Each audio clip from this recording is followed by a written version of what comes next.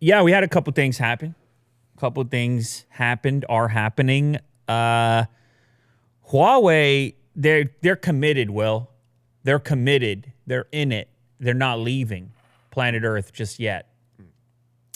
We spoke recently about how they still had plans of heading to Barcelona, regardless of the status of MWC, and they were preparing to do some sort of a virtual version of a presentation for some new hardware.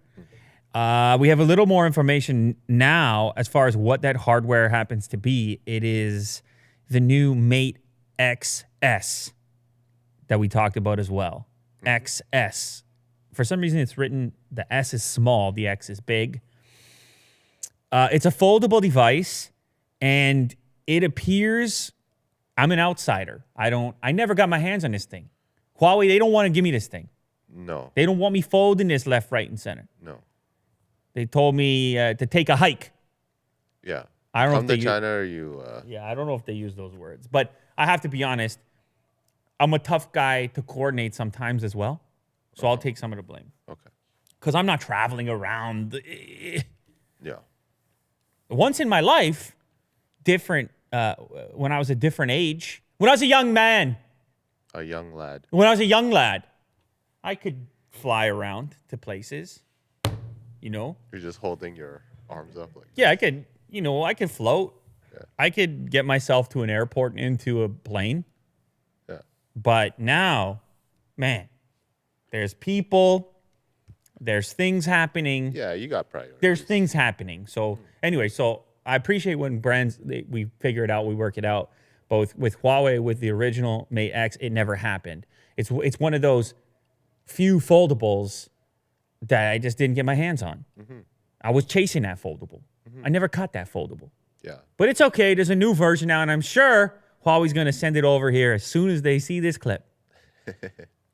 Looking at you, Huawei. Yeah. This is the moment when I need to wink my left eye, like it's a show from 1954, and then it's a little twinkle, like a little ding.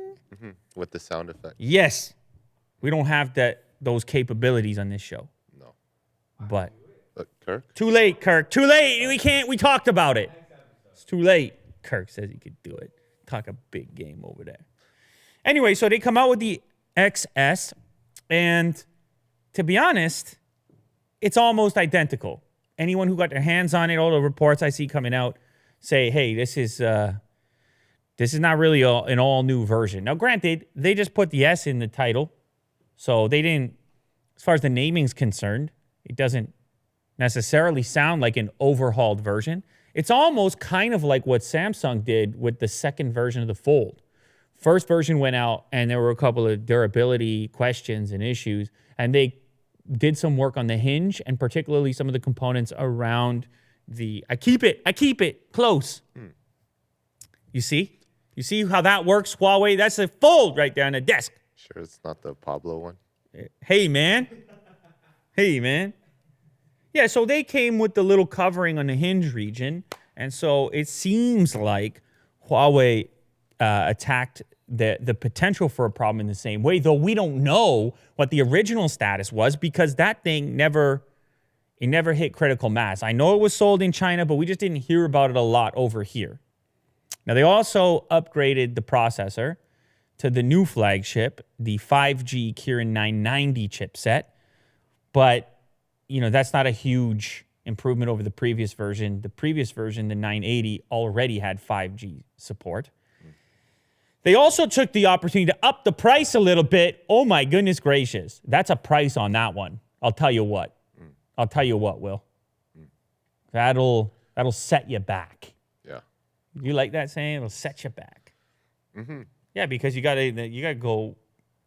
Guy like you, Will, you gotta work another hour to get that kind of dough. Yeah. Extra hour, put an extra hour, clock an extra hour. Yeah. You can't be doing that. You got things to do yourself. Yeah. Otis got the cone on his head. Mm-hmm. What are we doing over here? I gotta watch over him now. Yeah, you can't spend an extra hour in this place. No. In this garbage can. Yeah. What? Cleaning the toilets? Or? $2,700 is the USD equivalent. It's going to be sold in Europe at, is it Europe? Well, China, of course, but I believe it's also going to be sold in Europe, right? Said that somewhere in there. Anyway, the equivalent, the conversion puts it at $2,700, close to a $3,000 smartphone now. Maybe they just feel like anyone who can afford that has enough money that if it breaks, they don't even blink. They don't even sneeze. They don't even scoff. 3,000. That's what those guys do. Germs everywhere. Yeah, I don't know who they are. That's what they do. They scoff all day long. You ever scoffed, Will? Is that what Jack does sometimes? Does Jack do that? The exhale. I always thought a scoff was a little more deliberate than that, but that might be a scoff. This particular individual from CNBC, is it Ryan Brown? Yeah, Ryan Brown. He says when he folded it, he heard a crunching noise, which is never really what you're looking for on, anything really, unless you're chewing on some freshly roasted peanuts. Oh yeah. Freshly roasted. I was driving over here. I'm driving. And I smell roasted nuts. You understand? Where? Hey, man. Just out on the road there? I'm telling you right now, in an industrial area, driving with the window down, because finally the sun is out. Yeah. Man, you felt that today? Mm-hmm. So the snow is melting, the sun is out. Canada style. So you put the window down, because I'll tell you something, well, you appreciate it more. You appreciate the sun, the breeze, when you experience the alternative. Yeah. You see, then the real appreciation comes out. And appreciation, that's what life, that's the magic of life. Those moments of appreciation where you take a step back and you don't have a problem. You take a step back, you take a deep breath, and you say to yourself, you know what? It ain't that bad. Yeah, I don't know if they were peanuts. So I'm driving around with the window down, which I haven't done in a long time. So I feel like the scent is activated for me. Yeah. It's elevated and activated because the fresh air is flowing. And I say to myself, I smell like some type of maybe even a beer nut. It smells kind of like a candied nut. You understand? Huh. And so sure enough, I can't let that pass. I can't let that slide. You remember, I'm real busy. You're following your nose? Yeah, I can't let that slide. So I got to look around real quick, and I'm at the light, and sure enough, I see a sign. It says roasted nuts right over here. I say to myself, wow, one day, I'm going to pop in there. Not today. I couldn't do it today. I told you, man. I can't get on an airplane anymore. Roasted nuts. Ladies and gentlemen. You can't even eat nuts. Oh, my God. Oh, my God. Well. Oh, my God. Will is allergic to nuts. Very loud. I just connected those. I know. I got a whole thing. It was a whole tease. Damn. Wow. Full circle. Yeah. You can't even eat the nuts. None of them. Well, a few. What few? Don't lie to us. Chestnuts. I can eat chestnuts. Chestnuts. Oh, God, that's sad. They're great. What? Why is that sad? Come on. They're great. Nobody Roasted chestnuts? Nobody, if you're compared to the other nuts, nobody wants a chestnut. Well, okay, fine. When it's closed, it's a 6.6-inch smartphone, additional slightly smaller 6.3-inch screen on the back. Apparently, you got to hit a little switch to open it up for a little extra security. The crunching doesn't sound good. I know we came full circle on the nuts. The nuts, they can crunch. The smartphone, not so much. Hefty price tag. They showed off in this particular article some of the multitasking capabilities. Again, not a ton that's new here, but Huawei, they just can't afford to slow down right now. They got to show the The solidarity. They got to say, hey, we're in it to win it. We're with the customers. We're making smartphones. We go to events no matter what, and that's what they're doing here. So it's a slight little upgrade. Chip's a bit better.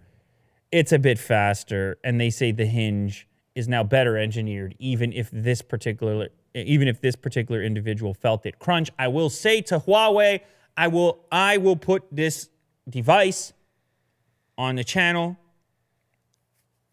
on Unbox Therapy. They just got to get it here. They get it here. I will unfold it. I will listen. I will get to the bottom of it. While eating your... Yeah, and yeah. Yeah, and the only crunching that will happen in that video. There you go. There you go. Because I'm going to pop over on the way. I know. Speaking of Huawei, Google, they put out an official warning. Holy moly. They said, I mean, this doesn't sound good when they put out the official warning like that, because humans, they're out there, and they're trying to live, they're trying to do their thing, and they have devices that might have limited support, and they're sideloading, as you would. There's a lot of people very comfortable with this. They say, what do you mean? I've been sideloading since day one. I'm a sideloader. I don't mind. Wear it proudly. Well, some people with the rooting and the whole thing. I mean, I was in that game. Again, when I was a young lad, I thought that was fun to do. A little bit of that action. Samsung Galaxy S. Playing with ROMs a little bit. Flashing things. I mean, I had time. I had time for that. Yeah. It was a different era, too. It was I feel like it was more experimental from that standpoint. Now, these interfaces have gotten really good. And for me, at least, there's a diminished upside to doing that in most cases. Plus, I'm switching phones so frequently, I can't really ever customize to that level to justify it. Because it's like, oh, I'm going to try the next phone now. What am I going to do? Play around with that one for 47 hours? Yeah. And then there's like... launchers now. Launchers, of course, yeah. Just launchers, install icon packs. Man, you see people that get right into it. Oh, yeah. Which is fine. Fully support. Yeah. Do what you got to do. I got the S20 trying it out and immediately Nova Launcher. You Nova'd it. And, yeah. Well, a nice thing I will say, shout out to Nova Launcher. Nice thing there is its ability to just sort of like save your whole... If you do switch phones frequently, save your whole setup. And then you bring the save file over to the new one, and kablamo. This is looking like the old one. So there's an argument for, hey, man, it even made your life easier. Are you showing off right now? What's going on here? It's nice. Wow. Pretty Will's happy all with it. fired up over here. Yeah. He's talking launchers. Willie do 2020. It's a different guy. New Year's resolution. New Year's resolution. That's the joke. Yeah. It's not good. Resolution. It's terrible. Yeah. I don't know. Google comes out and says, don't do that. They say, don't do this sideloading stuff. We're not about that. TechRadar.com. As the global fallout surrounding the U.S. government's Huawei ban continues, Google has published an article warning users of the inherent dangers of sideloading its apps and services on a Chinese manufacturer's devices. The search giant says it has continued to receive a number of questions about new non-Huawei devices. New Huawei devices, not non-Huawei devices. And whether Google's apps and services can be used with these devices. They wanted to provide some clear guidance. They wanted to put it in plain terms, Will. They wanted to make sure that people knew they should not do that. They say if you've got one of the older devices that did pass their Play Protect certification, then fine, you're fine. Leave it alone. Keep doing your play thing. But on the newer ones, where people have been kind of forced to sideload, they're saying it's a security issue. It's officially a security issue for them. Here's the quote. Sideloaded Google apps will not work reliably because we do not allow these services to run on uncertified devices where security may be compromised. Furthermore, the Android maker warns that sideloading its services carries a high risk of installing an app that has been altered or tampered with in ways that can compromise user security. So here's what I will say. I'm not trying to condemn the whole practice because I like the idea of tinkering with things and having the ability to do so. Because like I said, I used to do a ton of it, less so now, but That's the origin story. I think a lot of tech fans out there started out being inquisitive about the gadgets that they had. I mean, I'll tell you just a quick one. My parents would get me gadgets frequently. I will want to open the gadgets up. I want to take a screwdriver, oftentimes wrecking them. It's part of, I mean, if you're a tech enthusiast, you can't help but want to get in there and tinker from time to time and see what you can modify and just like enhance your interaction with the thing. Mm-hmm. So I'm about that. But I think Google has to do this because they don't want to be held accountable. Somebody does something shady or is affected or impacted and it's got a Google badge on it, or they don't fully understand the risk factor involved. Mm-hmm. And so you understand that a company of their scale, they got to put something like that out. So what is the real message? What is the takeaway? It's basically, hey, if you want to do that, you do so at your own risk, essentially. If you want to sideload apps, if you want to buy one of Huawei's more recent devices in the midst of the lack of Google components, then just recognize what you're getting involved in and the fact that Google ain't cool with it. They're not fully cool with it. But if you're the type of individual that's working in that space anyways, if you're the type of individual that's used to the idea of sideloading apps and possibly modifying your phone to that degree, then you probably already understand the risks to begin with. Mm-hmm. You probably already got your good sources and your bad sources and you know what to avoid. So you probably operate with a healthy dose of skepticism. And I don't need to be telling you what to do, and Google doesn't either. But this is for the general public who goes out and invests in one of these things and then is surprised to find out that it's a little shadier than they originally imagined doing something like this. And what does this tell us? Well, to me, it kind of indicates that they're not close to a resolution. The fact that Google went out of their way to put this out now, at this point, why now? Why didn't they put out this release when the thing first happened? Mm-hmm. Why is it happening now? I think the whole thing has just turned out to go on a little bit longer and with more depth. Of course, recently, I think the U.S. government has had even increasing issues. They got new stuff going on now. And so I guess the time was right for Google to say, okay, let's say it now. This ain't going to be a quick fix. Mm-hmm. So we're going to put out the official word. You guys let me know. I don't know. I'm sure there's people in our community here who are big side loaders, big time launcher types, although that doesn't really affect. That doesn't have much to do with your Google Play services or Play Protect. If you put a launcher, it doesn't really affect anything. Right. But you know what I'm saying, the tinkerers. Mm-hmm. Those people probably exist in our community, so I want to hear from them. Has anybody ever had an issue sideloading an app and it turns out that app wasn't what they thought or it was doing something devious in the background? I'd be curious because it's never happened to me. I have sideloaded apps in the past and I survived. I lived to see another day. There you go. Barely. Take a deep breath. Smell the roasted nuts. Tesla Cybertruck's real-time response to payload via active suspension will upend the pickup truck industry. That's a heck of a headline. Believe it or not, you want to know where you go to get a heck of a headline, Will? All you got to do is you go to Elon Musk's Twitter account. Mm. You click on tweets and replies. Yeah. Because then you see his replies turn into headlines. Yeah. And I believe this one started with this reply. Active ride height and active damping are game-changing for a truck or any car with a high max-min weight ratio. That's one of his responses to Tesla Roddy. And another response here, yes, will also show real-time changes to max acceleration, braking, cornering, speed on gradient and range, ladder factoring in route elevation changes, and cargo or tow mass and drag impact. He just dives in there right to the point. By the way, that was an answer to the question, can Cybertruck also have a payload towing calculator? Okay, so the reason I chose this one, Elon is in there. He's responding to questions relating to towing and payload. And these are terms that are important terms in the truck world. Trucks do work, Will. Trucks pull things. Uh-huh. It's part of the game. When electric vehicles first burst on the scene, the question was around range. And a lot of people had range anxiety. And then the range continued to increase to a point where people were comfortable purchasing electric vehicles saying, hey, man, that's pretty impressive. We get up to, I don't even know what the current high-end status is, but definitely 400 or 500 kilometers on some of these units right here. Oh, You just lost the internet. I think so. Yeah, you're out. You lose.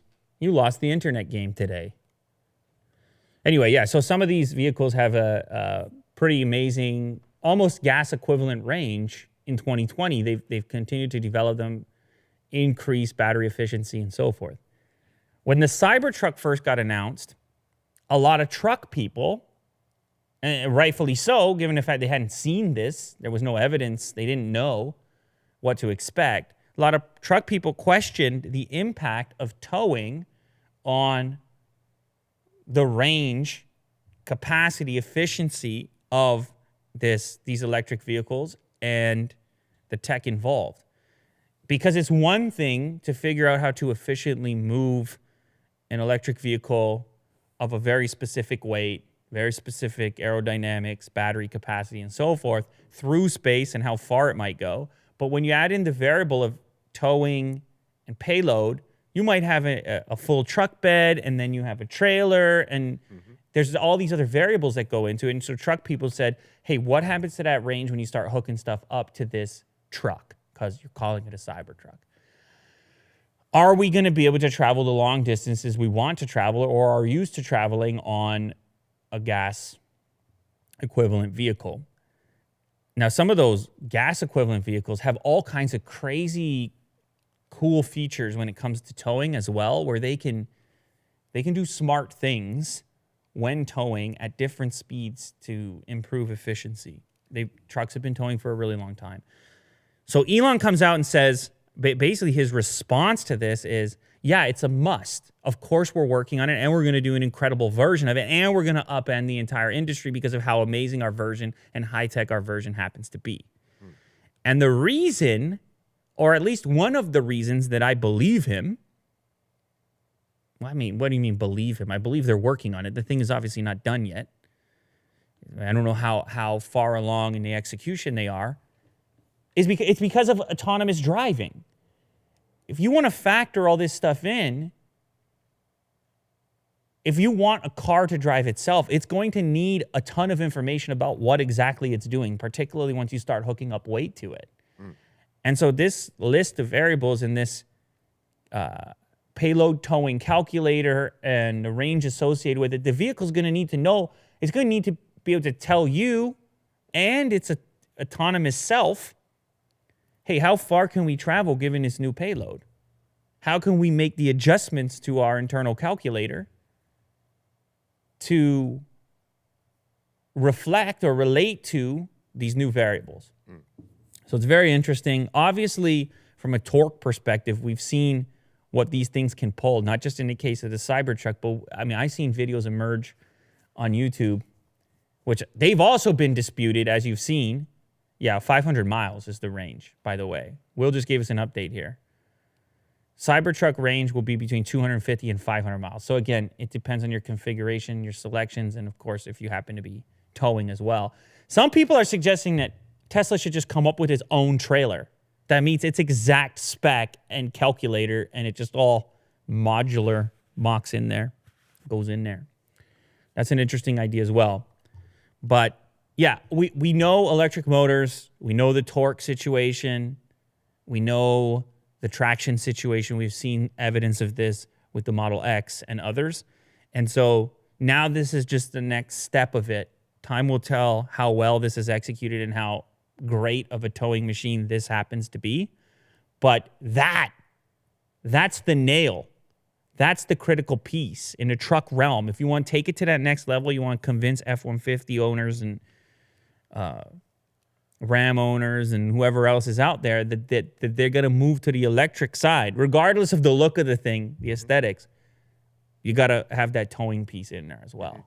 And so Elon is out there doing what he does, campaigning, letting people know, don't you worry, I'm thinking about towing too. He's making people feel warm inside. That's what he does. Warm and fuzzy about their potential to tow in the future. Because they might get the ATV. The ATV, you don't have to tow it, but that's payload. Now you're carrying extra weight. How about the calculation? All right. Guy like you, Will, you got to go. You might have to go camping or something. I don't know. What do you? Yeah, I was thinking about the trailer. Yeah, you got to go camping or something. Oh, Jesus. All right. Next one here.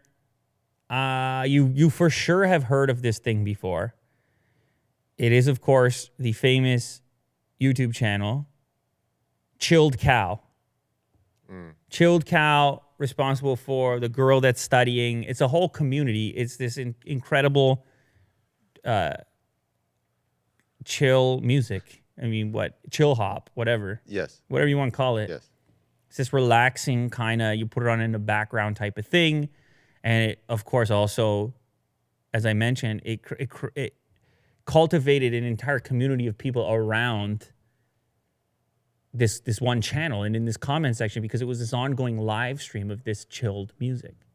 Chilled. And now there's so many other alternatives. Yeah, and it spawned off a lot. I don't know if it was the original, but it's just everybody knows it. It's crazy, man. I've been in coffee shops. It's just ChilledCow on a TV.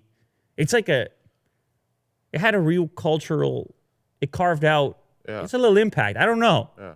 I don't know to what extent. Anyway, probably if you're watching this, you've seen this. Everyone here has had it on at one time or another. ChilledCow went down recently. It got pulled. YouTube shut the channel down. Oh. And there's a lot of RIPs and a lot of, people were missing not just the music, but their community, because people would hop on there and act like it was a study group. That's why she's studying. They're studying. It's a vibe for sure. There you go. You're familiar. So it went down for a bit. And what ended up happening, and this is The Verge who noticed this, is that because the stream went down, it finally accumulated everything that existed there in a finished video format, which is what happens after a live event ends. And so after it went down, I guess the thing was sitting there as a 13,000 hour long video, making it one of the longest videos in YouTube history. 13,165 minutes, or 13,165 minutes, yeah. 13,000 hours, 165 minutes, does that make sense? I don't know, over 13,000 hours. And it had amassed 218 million views. So you get an idea of the scope and popularity and the cultural impact of the thing when you see the numbers like that, because on a live stream, you don't see that, right? You only see how many are watching right now. And on ChilledCow, it could be anywhere from 10,000, I don't know, something in there. Anyway, less than a day after it goes down, YouTube says, oops, we made a mistake. Shouldn't have gone down. Should have stayed up. They had a little communication with the channel, the person who runs the channel, and they put it back up. So the live stream, I don't know if it's back yet, but it's apparently coming back very soon. It's not the first time there was a dispute on the channel. Apparently the original artwork had caused problems. The original study girl. It was Studio Ghibli's Whisper of the Heart. Oh. It was the original GIF that caused the problems. Okay, yeah, she's back. Lo-fi hip-hop radio, beats to relax / study to. And it's hot right now because it went down for a bit. People, I'm going to miss that. 40,000 concurrent right now, and the chat's happening. And the study girl's back to writing, and the cat's on the windowsill. And meanwhile, the guy's advertising everywhere else you can listen, like Spotify and SoundCloud, everything in the bottom left corner of the video stream, in case this happens again.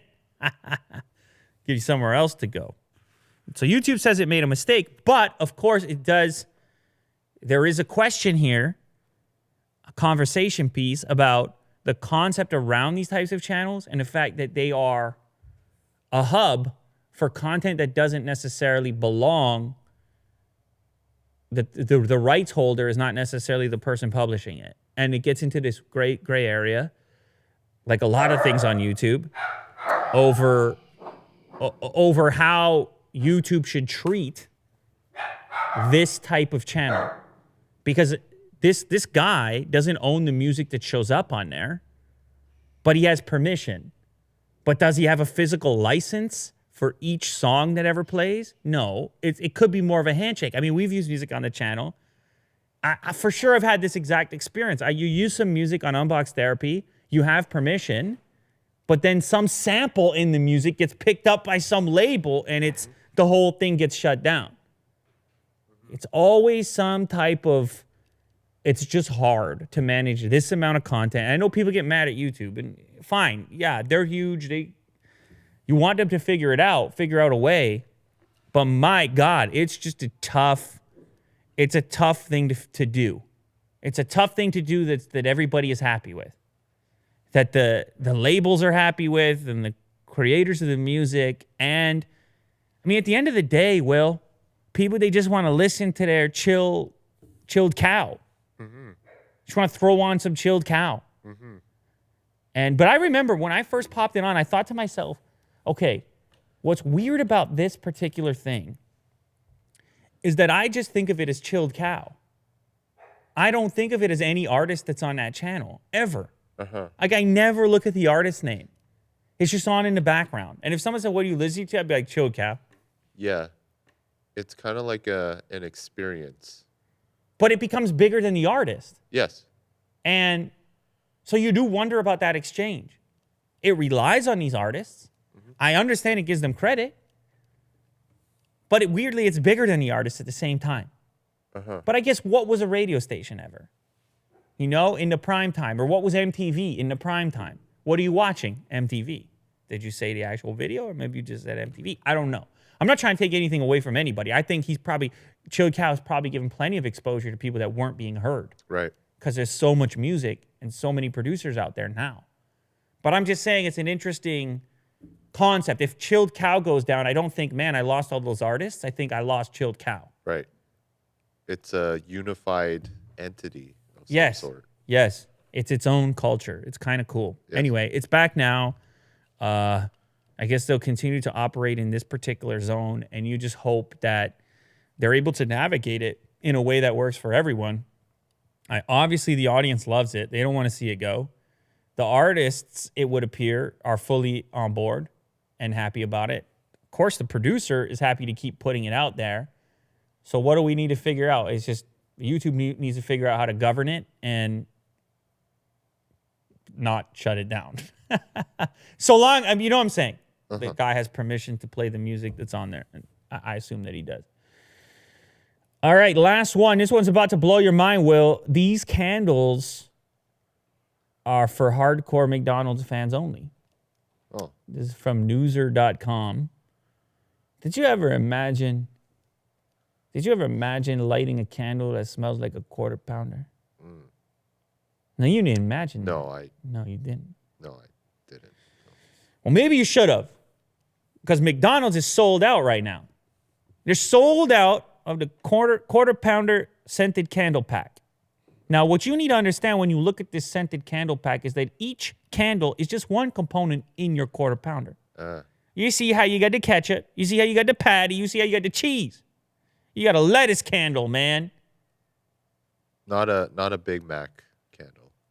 You got to combine them all. No, this is just all these ingredients make the quarter pounder. They're celebrating the quarter pounder right now. Oh, okay, yeah. All right. Never mind. What is the white one? The bun? Sesame seed. Salt?